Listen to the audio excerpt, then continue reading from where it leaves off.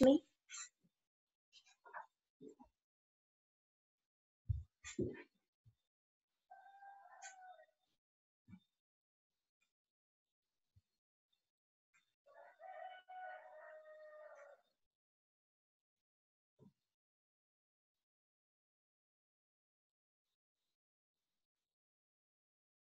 Amen.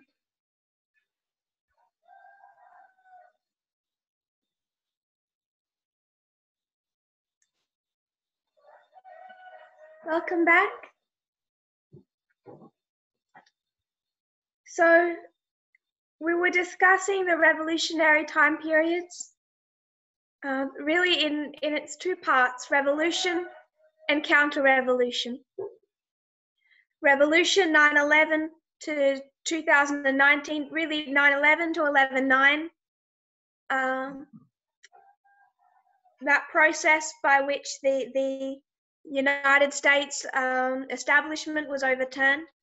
And then we mark in 2020 the beginning of a counter-revolution.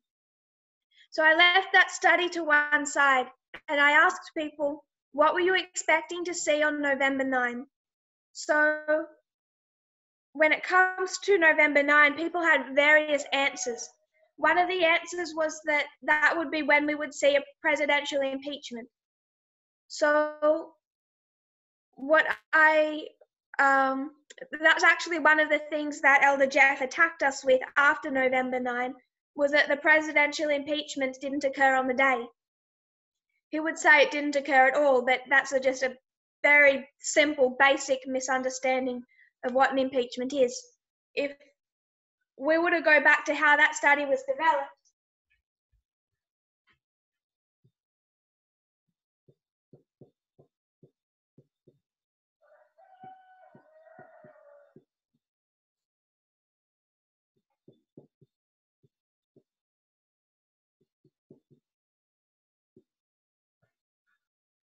it was a really neat study where it actually, I won't draw it up for board work, but where you have 2006, 1865. 1865 was the changing from a president who freed the slaves to a pro-slavery president. The death of Abraham Lincoln, the beginning of the presidency of Andrew Johnson.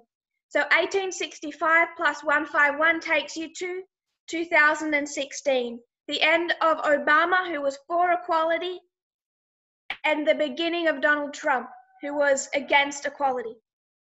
So you can see the 151 also in this same context explain 2016 and that process. But then you can also see 3 years later, 1868, Andrew Johnson, he has favored the South to such a degree. He has fired someone he shouldn't have. He's violated he's misused his power as president, and they try to impeach him. 1868 plus 151 takes you to 2019. So it's a neat study that explains more than 2019 and that impeachment. It takes you back to 1865 and shows you the change in these presidents. But that study never linked to November 9. It had no link. I don't believe that link was ever made in a presentation. So there was a misunderstanding where some people thought that impeachment should happen on November 9. But in 1868, Andrew Johnson's impeachment is not on November 9. So we have no link for that. So I would suggest that could never have been the event of November 9.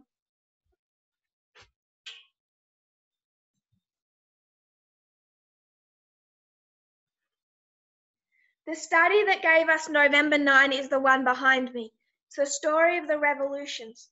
So when we think about the revolutions, what's the context? What's the theme? I'll take us back to the world wars. Thank you, Brother Marcel. That's me. I'll take us back to the revolutions. Sorry, not to the revolutions, to the world wars. If we were to look at World War I and World War II, how many fronts do they exist on?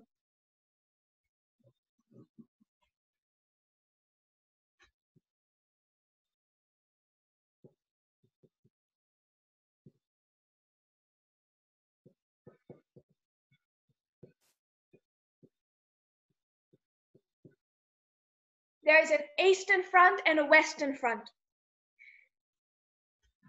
The Eastern Front in World War III, the one we're tracing our history through today. Who's fighting in the Eastern Front? Two, Eastern and Western. Who's fighting in the Eastern? Russia and the United States.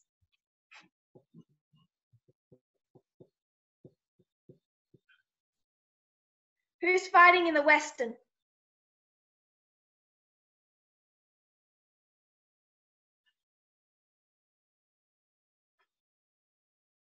Where's this Western fight taking place? United States.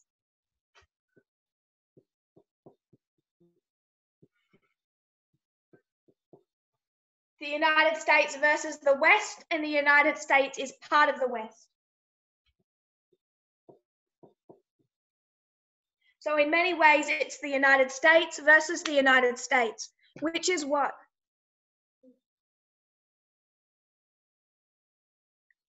When you have a country against its own country. Civil war, yes. So this is civil war. So when we do the study of the revolutions, are we speaking about the Eastern Front or the Western Front?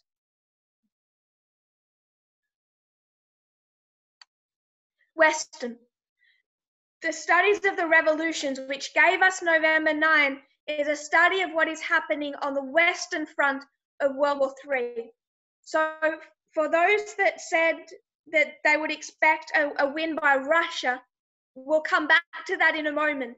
But is everyone okay now that this is Western Front?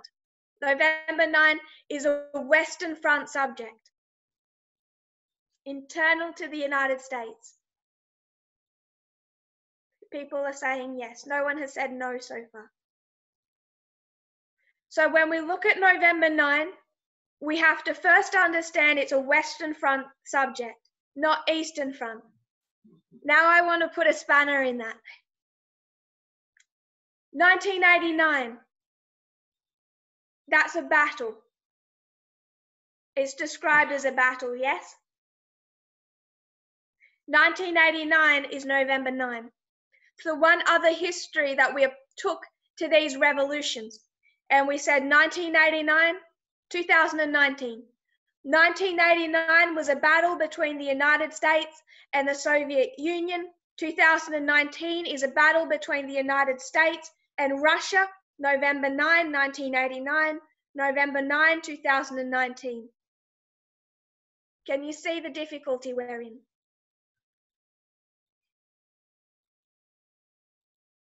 Does that make sense? Someone wrote yes twice. I think they really see it. Mr. Allison, you said yes. So we've agreed that that is a subject of November 9 is a subject of the Western Front. Civil War, the United States versus itself. Then we went back to 1989. Raphia is a battle in Daniel 11. 1989 is a battle in Daniel 11. And 1989 is November 9. So I want to suggest the way that I view this. 1989, change your mindset for a moment. You're no longer a citizen of whichever country you come from. To keep it simple, you're no longer a citizen of the United States, because that's the context we're viewing this in. You're a citizen of the Soviet Union. Place yourself in the mindset of a citizen of the Soviet Union. So What does ya 1989 kamu ko Soviet Union?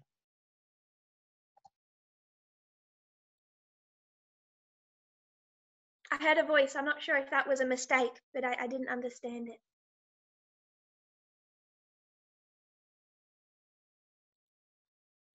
I'll go back to my question.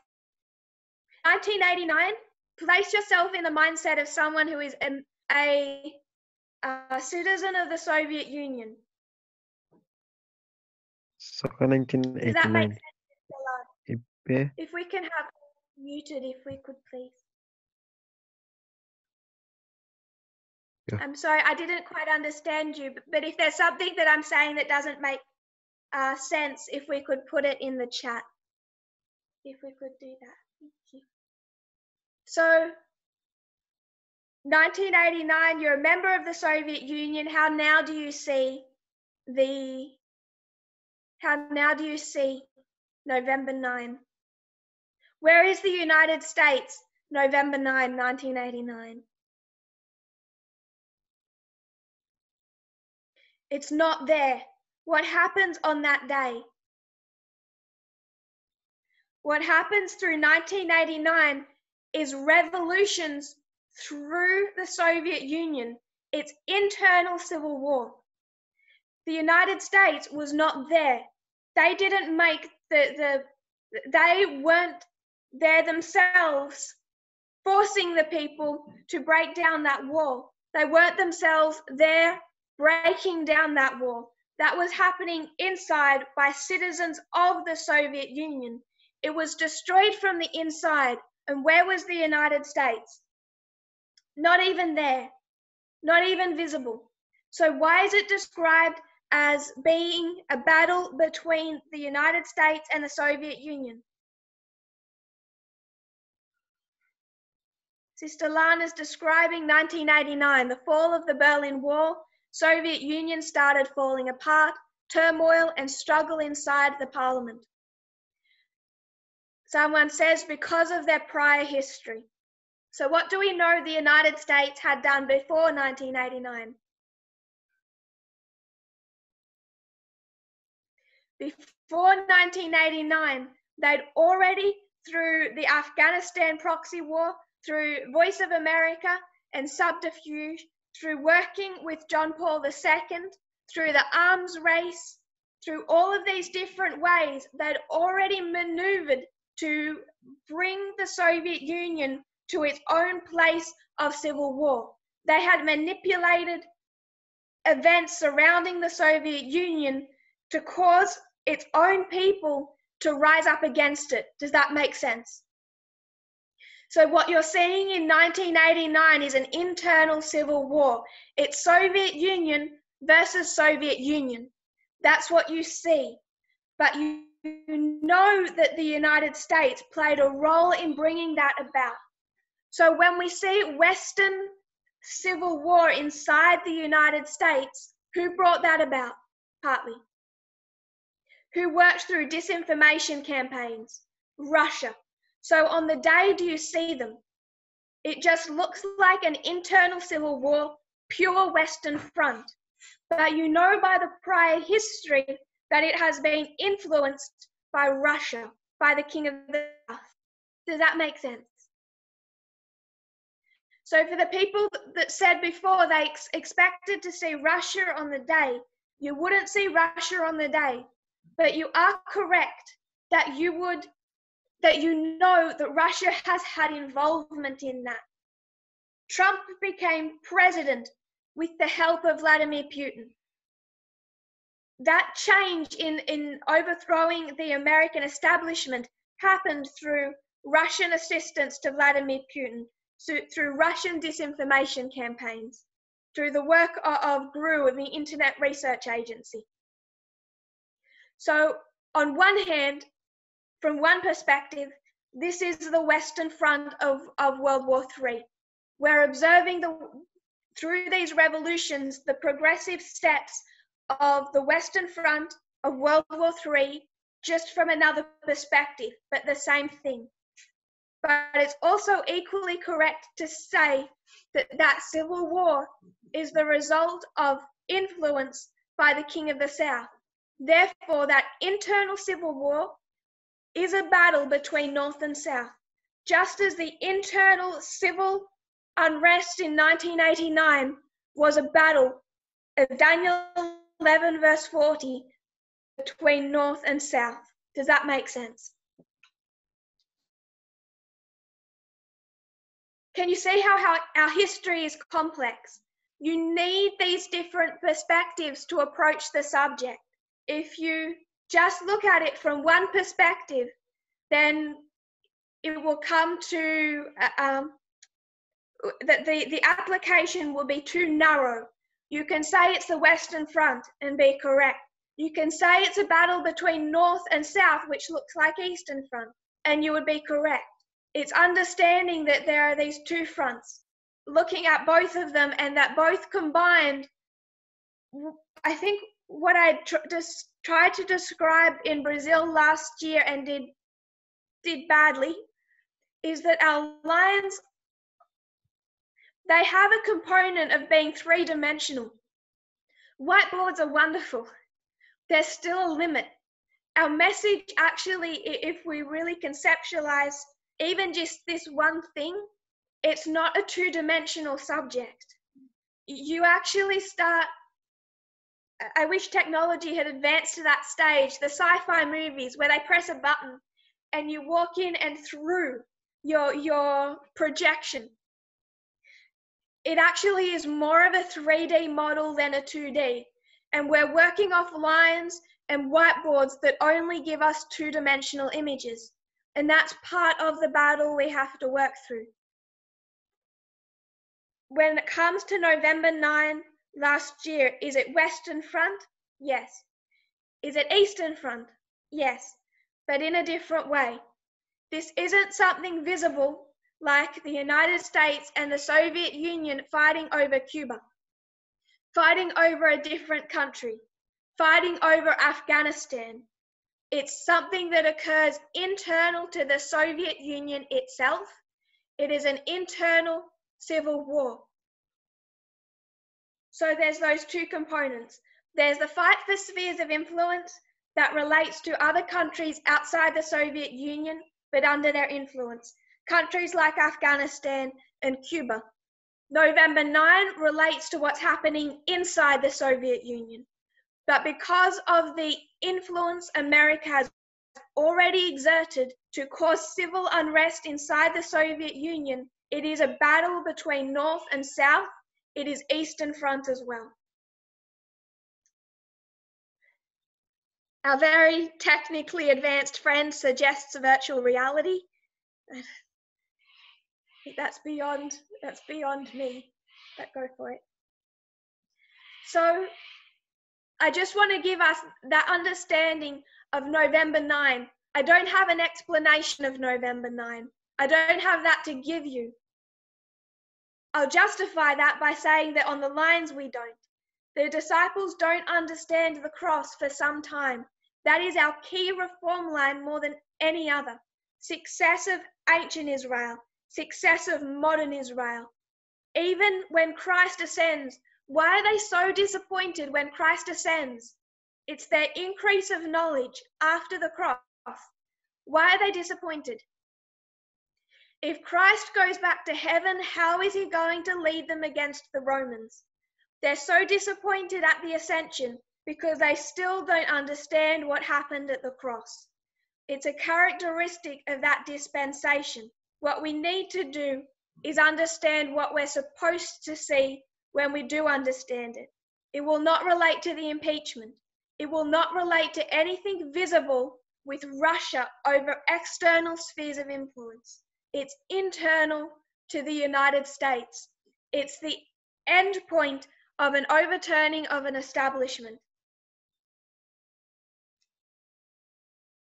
I know that that's complex. It's like having a few different points, as I said, three-dimensional, different perspectives that we need to be able to pick up, look at, put back down. It's Eastern Front and it's Western Front. It's internal civil war, influenced by the enemy. So I want us to briefly look at what else happened in November 9. So not November 9, but 2019. We should have expected multiple things in 2019. First of all, the restraint of radical Islamic terrorist groups. You'll notice I don't say the restraint of Islam. I think we need to move beyond that terminology. It was the restraint of radical terrorist Islamic groups, ISIS, the defeat of the death of Baghdadi, and the full conquering of the Islamic State, all of its territory. The restraint was fulfilled. We would expect to see an impeachment of the US president. Neither event connected to November 9. We saw that occur. So we have the restraint of radical Islamic terrorist groups. Someone has said Bin Laden's son was killed as well. Yes, so we have that. That was quite a restraint put upon ISIS, including losing all of the last remnants of their territory. We have the impeachment that we would expect to see. We also have a fight over spheres of influence between the United States and Russia, external to what's happening inside the United States. This fight over spheres of influence was not connected to November 9. So what I want to do in the little bit of, just for a short amount of time, is something I want to do perhaps more thoroughly at another point.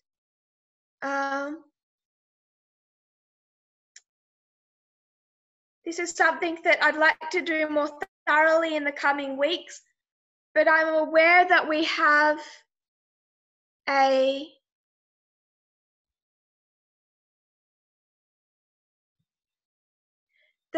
fair bit to learn on this subject. When it comes to Raphia, Raphia was a fight over what country? What territory? In its literal history. It was the fight over Coal Syria. So you had these two generals, North and South, Babylon and Egypt, fighting it out over that territory of Syria. They both wanted to control that external sphere of influence. So when it comes to Raphia, I want to suggest Raphia as a name is more than November 9.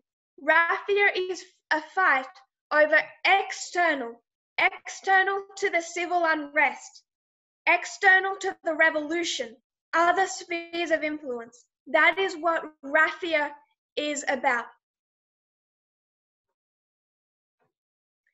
If we could, what I want to do is change my screen so you won't see me. You will hear me, but I want to change the screen to Google Maps, just so we can see a world map. I'm hoping we can all see that now.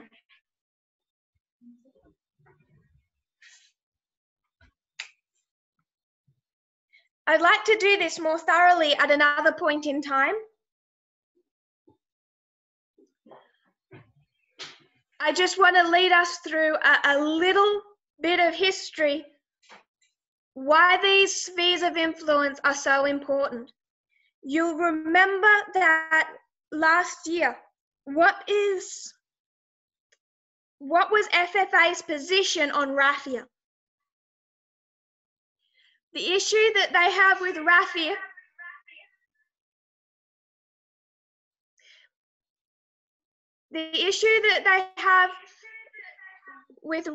is that they cannot look outside of the United States.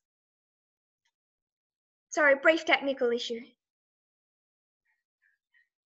Because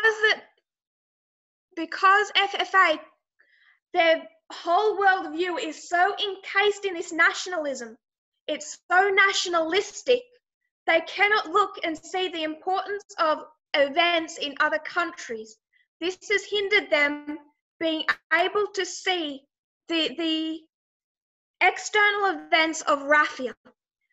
Raphia was a fight over Coal Syria.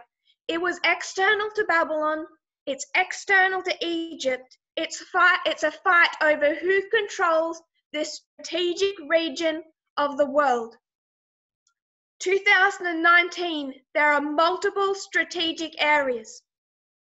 This is outside of November 9. Raphia was not the day. Raphia was the year. And I want us to see the importance of these spheres of influence. We have discussed before this territory of Syria. I'll just review quickly why this is a place of such strategic importance. If you look down, you have Saudi Arabia and you have Iran. Saudi Arabia and Iran are mortal enemies. Iran is Shia. Iran is Shia, Saudi Arabia is Sunni.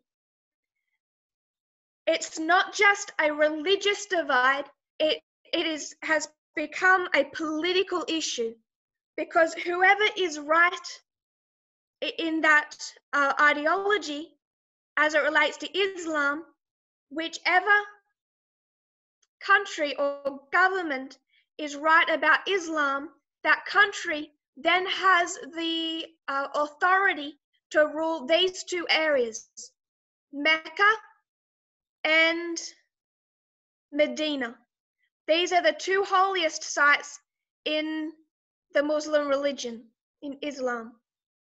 So if Iran and Shia Islam is correct, Iran says this House of Saud, this government of Saudi Arabia, does not have the religious right to control Mecca and Medina.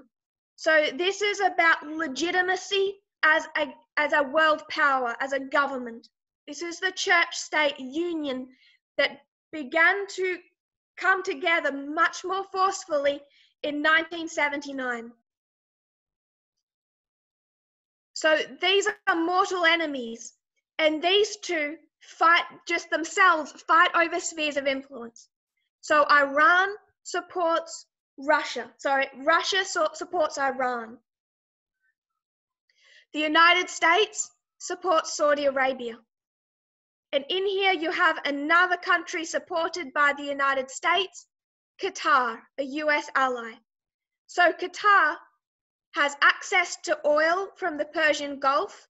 They wanted to build a pipeline.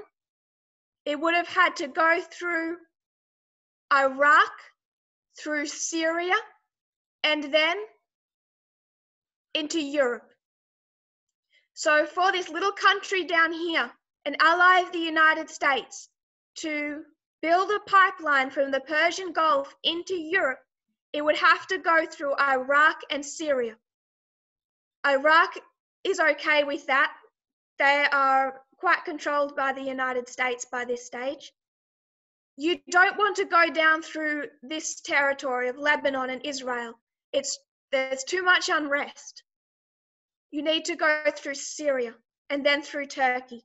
Turkey is a US ally when it wants to be. It's acting like a rebel without a cause at the moment. But it wouldn't be a major problem. The problem is Syria, because who is Syria allied to? Iran and Russia. So when Qatar wants to build this pipeline through here, Syria blocks it. This is in the history of 2009 to 2011. Iran also has access to the Persian Gulf. It wants to build a pipeline that will go through Iraq, through Syria, under the Mediterranean Sea, and come out in Europe. Iraq has no problem. Syria now has no problem. Syria has no problem because Iran supports Russia, is supported by Russia. Syria is supported by Russia. They have the same strategic interests. So Iran wanted to build this pipeline. Syria said, that's fine, go ahead. That was around 2010. 1 year later, you have Arab Spring, the Syrian civil war begins. So that is why Syria is such a strategically important location. It was a gateway to all of this territory. Back when Col Syria was a little bit more, I think, north of that, it was a gateway to this breadbasket. It was also the crossroads between Egypt and Babylon, because this was desert. But it remains a place of strategic importance today. If you want to have access from this rich area, rich in natural resources, through into Europe who wants to use and buy those natural resources from you, the route goes through Syria. So whoever controls Syria controls who gets to send natural resources through to Europe, which is a major amount of to have. So this is why there was a sphere of influence fought over Syria.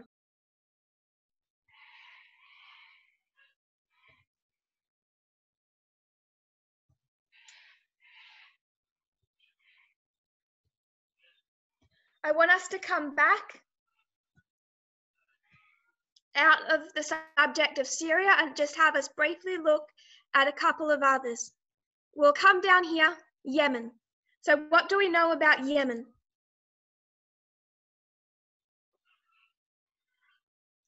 I'm going to read a little from the Center for Strategic and International Studies. This fellow, I don't agree with his perspective. He writes from a very nationalistic American perspective. But he explains why Yemen is so important.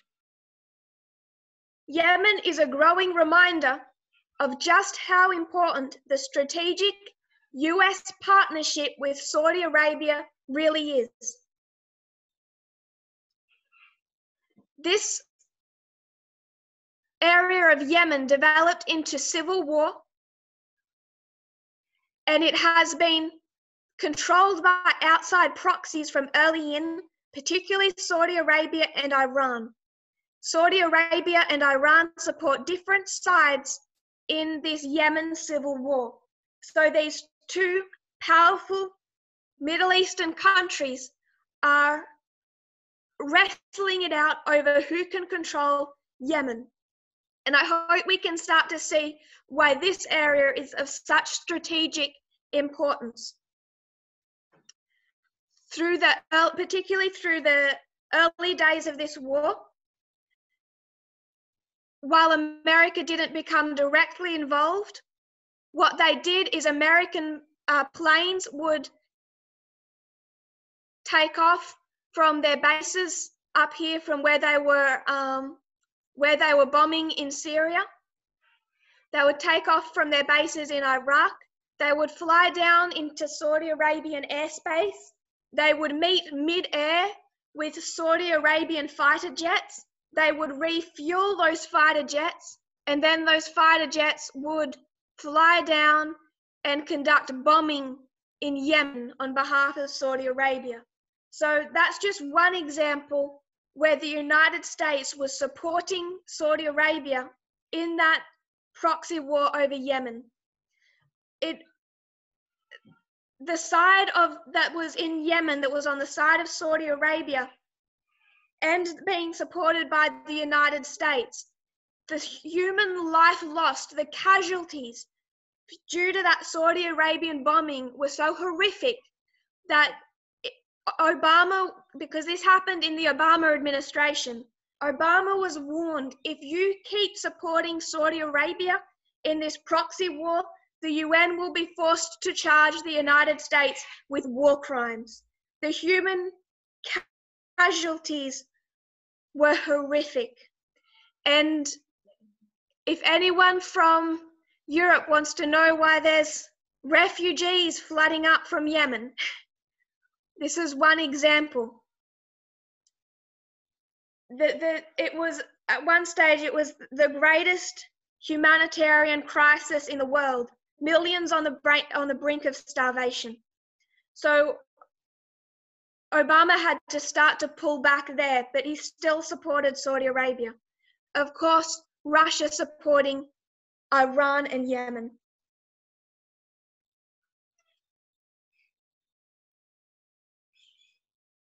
Quoting this fellow, he puts Yemen in a broader strategic context.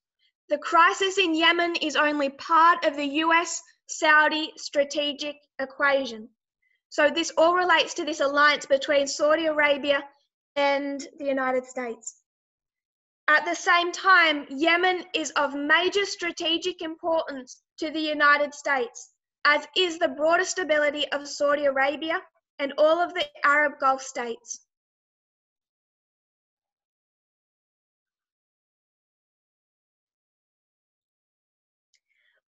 Down here, you have the Gulf of, I think that's Hormuz.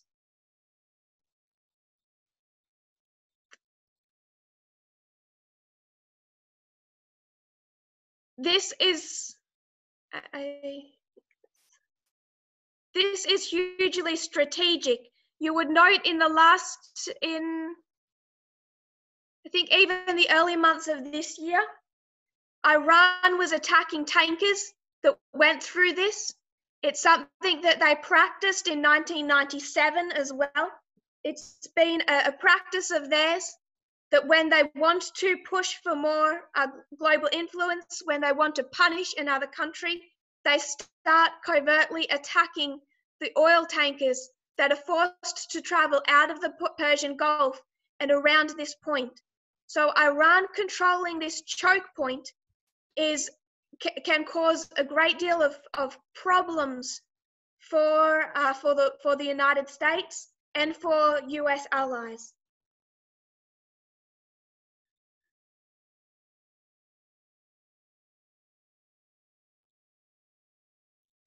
Yemen does not match the strategic importance of that Gulf, but it is of great strategic importance to the stability of Saudi Arabia and to the Arabian Peninsula. Yemen also became the base of Al-Qaeda in the Arabian Peninsula. Then he goes on to describe the strategic importance of this strait here. It's called, if I can pronounce it correctly, just find my place, the Bab el-Mandeb Strait. It's a choke point between the Horn of Africa and the Middle East. It is a strategic link between the Mediterranean Sea up here and the Indian Ocean. The strait is located between Yemen and this Horn of Africa. It connects the Red Sea with the Gulf of Aden and the Arabian Sea. Most exports from the Persian Gulf that transit the Suez Canal, they have to pass through here. So if you want to come around here and through and up to Europe, you're going to have to go through this choke point as well.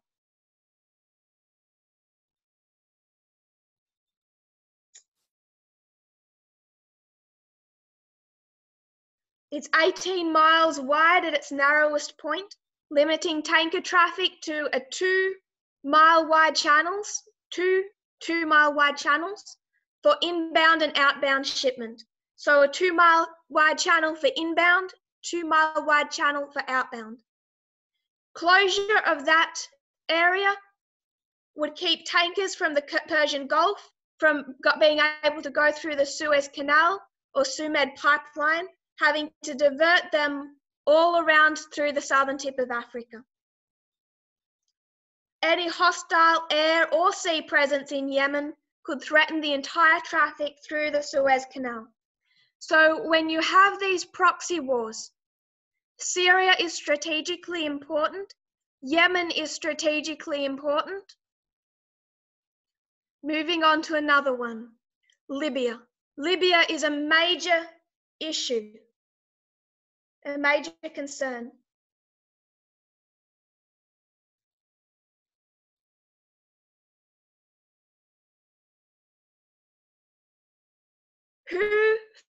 Who messed up Libya?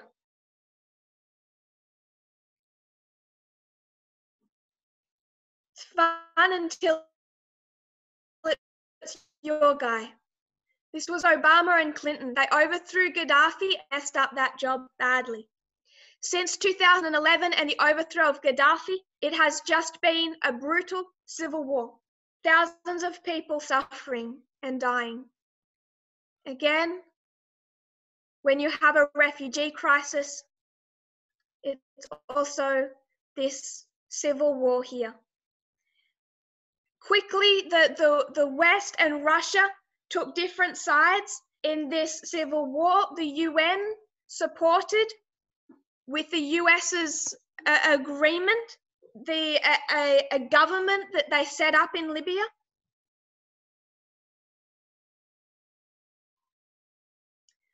But Moscow supported the rebel commander, Khalifa Haftar. So you have Russia supporting this rebel commander, Haftar, the UN and the United States forming, supporting this Tripoli government. And they're fighting over this country here. Tripoli is up here. So Haftar with the support of Russia controls the vast majority of the country, but the government controlled the capital and this territory up here, which was of particular strategic importance. So over the last years, this has been another fight over spheres of influence. Why does Russia want their guy in charge of Libya? Why do they want Libya? If they get Libya, what else do they get? What was the issue over Afghanistan 79 to 89? This looked different in the history of the Cold War. The Soviet Union came down through much of this territory. So Afghanistan was of strategic importance, particularly because it was called the soft underbelly of the Soviet Union. You don't want an enemy government having influence over your soft underbelly. So what's Libya directly under? If Vladimir Putin has Haftar succeed in Libya, take over the whole country, he has the soft underbelly of virtually the whole NATO alliance. He already has air bases situated in Libya. He has troops on the ground there. He sent in his own covert soldiers, his own drones, his own tankers and bombs. He's already set up air bases, Russian air bases inside Libya in preparation. The strategic importance of that location, beyond the influence of, beyond any wealth or economic deals, is again its location. It divides East and West Africa at this top junction. And Vladimir Putin is also forging ties within Africa, particularly Sudan. But Libya is of such strategic importance because of its coastline of the Mediterranean, and it's directly under the NATO alliance. What was the issue after World War II? Stalin said, we just fought an enemy that forced his way all the way to our doorstep. We need to have some spheres of influence between Germany and the Soviet Union so that we have a buffer zone, like an airbag. If anyone tries to hurt us, we have this airbag here. They're not on our doorstep. Everyone wants an airbag. Was the issue with Afghanistan? It's the issue with Libya. If Ukraine wants to side with NATO, what's Russia's complaint? You're going to bring NATO to the very border of Russia. So what's he going to do? He's trying to do the same thing. Have his influence as close as he can to NATO as well. We'll touch on one more and then we will move on. Venezuela. Venezuela has clearly been a fight for spheres of influence between the United States and Russia. It's partly economic. The economic advantage that Russia has over Venezuela, the deals they've made with President Maduro that greatly favor Russia, the millions that they have loaned for that country that they won't get repaid unless Maduro stays in power. That's all part of it. But one Russian politician said, if the US wants to come to Ukraine and have a sphere of influence right on our doorstep, we're going to do the same thing to them, because Venezuela is where? Top of South America.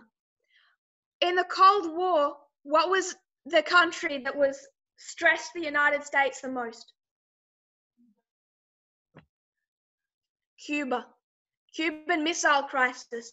Why was that such a concern?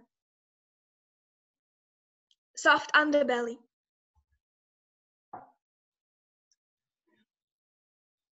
Cuba became a major point of tension in the Cold War. The one point where we really could have had a hot nuclear war was because the United States did not want the Soviet Union having a sphere of influence how far from its borders. Venezuela isn't quite as close, but it's about as close as they're going to get. And for the same reasons, it's a strategic sphere of influence. Last year, I won't go into that details for time. When did Venezuela first erupt in protests? 2014. So much of these spheres of influence you can see particularly escalated in 2014. If it's not 2014, it's 2011. Syria, for example. Syria, 2011. It starts, the civil war starts. 2014, America becomes involved in that region. So you have 2011 as important, but 2014 particularly is when these spheres of influences blew up. 2014, protests in Venezuela. The man who led those protests is imprisoned, and another protege of his takes his place, and this is, I'll pronounce his name wrong, Guaido. This is the opposition leader in Venezuela. He took the place of the fellow who was leading the protests in 2014.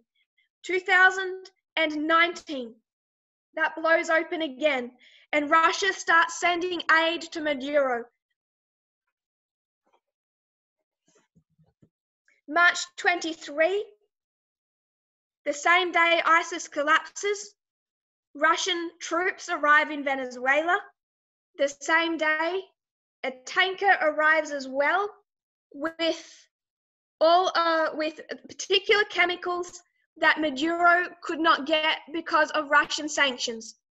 He needed certain goods to continue the oil economy of Venezuela. US sanctions blocked him receiving those needed goods. So Russia sent through a particularly Rosneft, filled a tanker. I think they might have filled it in South Africa. And then they sailed across.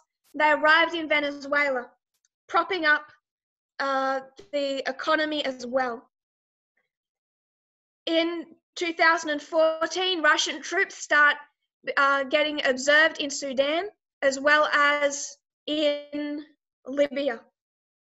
They now have Russian troops on the ground as well as their financial support.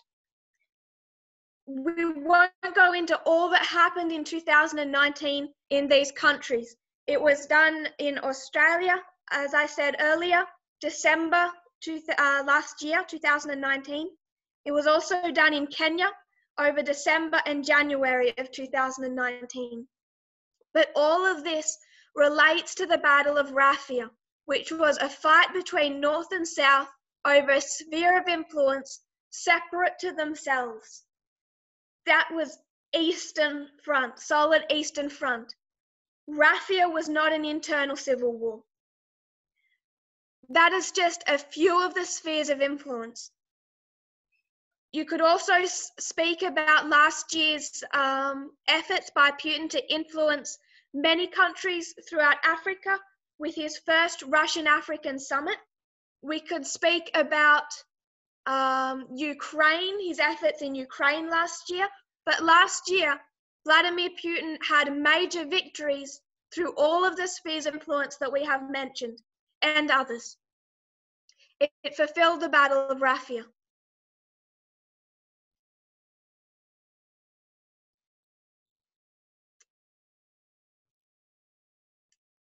I need to come back to my Zoom meeting. I'm not sure how to do that. Stop share? Okay. Oh, now I'm big. That's scary.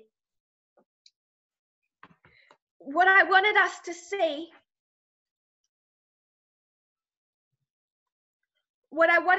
see, is that these things were fulfilled. Everything else that we expected to see fulfilled in 2019, we have visibility of, except November 9 itself. We expected the Battle of Raphia. I'm suggesting that was fulfilled. We're expecting,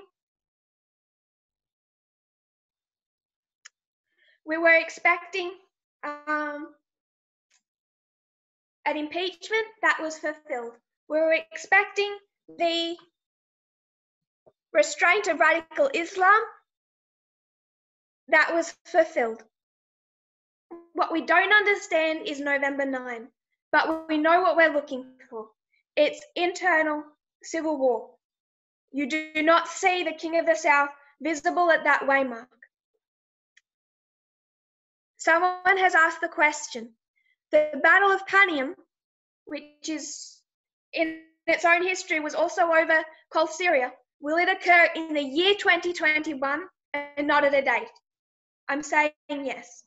You can already see the build up to that. In Libya, in the last few months, how is Haftar doing? Badly. End of last year, he had made major advancements. He was winning. By the time you come to the last few months, he has had to pull right back. And they're also suggested that Vladimir Putin has already started needing to remove troops out of Libya. Yemen is struggling. Venezuela, Maduro is struggling more than ever before. Syria, there are new sanctions on Assad. His internal loyalty, even within his own family, is crumbling. You can already see Vladimir Putin begin to lose his grip on these spheres of influence. So yes, we should be watching these external events, but there's other reasons that we should be watching these external events. And the reason for that is empathy. If I was to be actively protesting right now, I honestly don't know what I would protest for. I'd have to stand in front of our parliament. I don't know how big that board would need to be. Go and look at what's happening in these countries. Look up Obama's predator drone program, what he did in Pakistan, in Libya, in Yemen, in Syria with these drone strikes. An article was put up on the media broadcast last night, Australian time. It spoke about these US military strikes through Syria, what they were able to investigate and reveal was that the civilian death toll, the innocent civilians killed by mistakes made in these strikes, whether by aircraft or drone, was 31 times the official number. What this article does is take you through the stories of the people that lived in these countries, the survivors who continue to live in the wreckage of these countries, and read what has been done, not just by the United States and by Russia, by their own dictatorships, by Assad, by the influence of Saudi Arabia and Iran. Any attempt to make this earthly kingdom better, I think we would see as the hopeless cause that it is. It's like someone described to me a hose with a leak. You want to put your thumb over that leak and 3 more burst open. It's horrific to read about these innocent lives. Part of the reason that FFA could not understand the Battle of Raphia last year and understand these spheres of influence is because the FFA worldview is Libya who? Libya where? Who cares about what's happening in Yemen? Who even knows where to find Yemen on a map? It's that nationalistic worldview that places an importance of the lives and citizens of one country over the lives and citizens of another country that causes their blindness to see the external events correctly. They calculated, I think it was in Pakistan, I think it was last year, I will have to double check, that last year the United States killed more innocent civilians in Pakistan than the Taliban. The United States is supposed to be there to free them from the Taliban. They're killing more innocent people. So are they there for the Taliban or not? If you go back and you read their stories, it hurts. But when you do that, when you understand the degree of pain, you will understand why this movement and the setting up of another kingdom is the only hope that this world has. I know it hurts. Part of the reason that we're hurting is because people have finally seen the need to be vaccinated. We should not need to be vaccinated against the pain that we feel ourselves. I know what it feels like to live in a sexist movement that belongs to a sexist church, in a sexist country, in a sexist society that has practiced sexism for 6,000 years, justified by the word of God, and called it a positive good. I know what that is like. I know what it's like to feel abuse from that. I don't need vaccination for my own pain. When you need vaccination, it's because there is something separate to your own experience, separate to what you feel in your own gender, in the own color of your skin, in your own country and nationalism, to look outside and see the pain of somebody else. We need to be able to do that broadly. I will have more confidence in the direction people are taking in this movement when I see them post the stories of the innocent lives lost in Pakistan and Syria and Libya and Yemen and Venezuela, because of both internal dictatorships, internal problems. When we speak about India, what that Hindu nationalistic government is doing to the Muslim population, what did they just do in Kashmir? What did Israel just do in the West Bank? This is the vaccination, the pain that is outside of the things that we feel ourselves. It is universal. It is global in its context now. And when we can see and feel that to the degree that we should, the value of a life in Syria, when his entire body is smashed up, when he just lost his wife and his daughter and his son, normal people, because an American drone said, there's an ISIS compound nearby, this house looks good enough, essentially. Watching them rebuild their bodies and their lives without their family members. We should have that degree of vaccination. When we truly see that, it hurts. But we will not be tempted to remove ourselves from this movement, because we will recognize the only hope that these innocent people have in countries where this movement doesn't even have single representing priest will be that we set them up a kingdom they can join. They don't have that hope in their own countries. We're setting up a kingdom for their sakes, not for our own sakes. A kingdom where a woman in Yemen, a man in Syria, a family in Pakistan can find a home, where they can find proper treatment, where people do not have the freedom to hurt each other. That's the kingdom that we're setting up. It comes with restrictions of freedom, because if there was no restrictions, people would abuse their power. That's the kingdom we need to focus on. Tomorrow we'll come back together and we'll discuss more of that kingdom. If you kneel with me, we will close in prayer.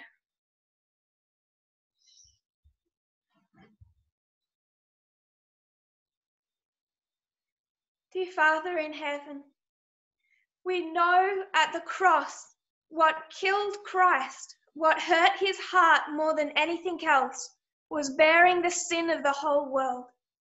We look at our experience now. Lord, in a parable sense, we're to do that.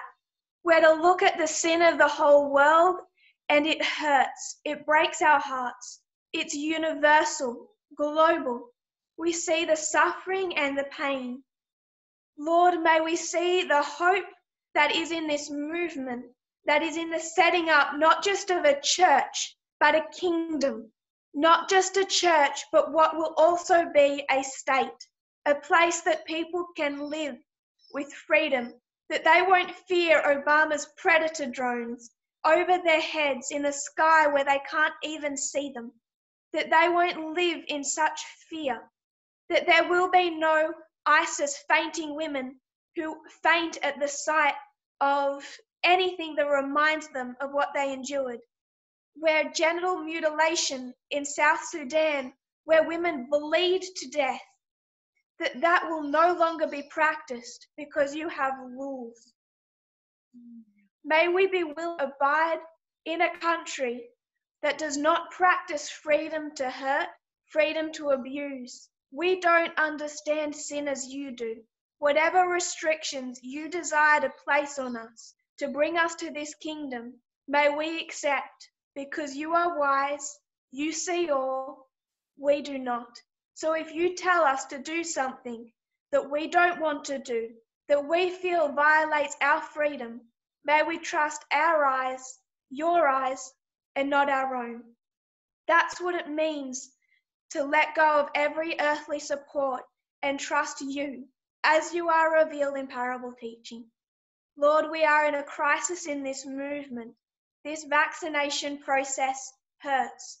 It hurts to bear the sin of the whole world, and it's nothing compared to what Christ personally had placed upon him.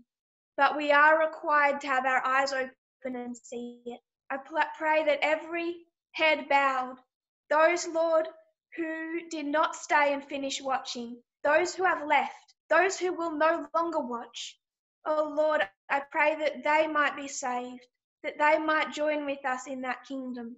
May we do everything in our power to convince them of the right way. I pray this in Jesus' name. Amen.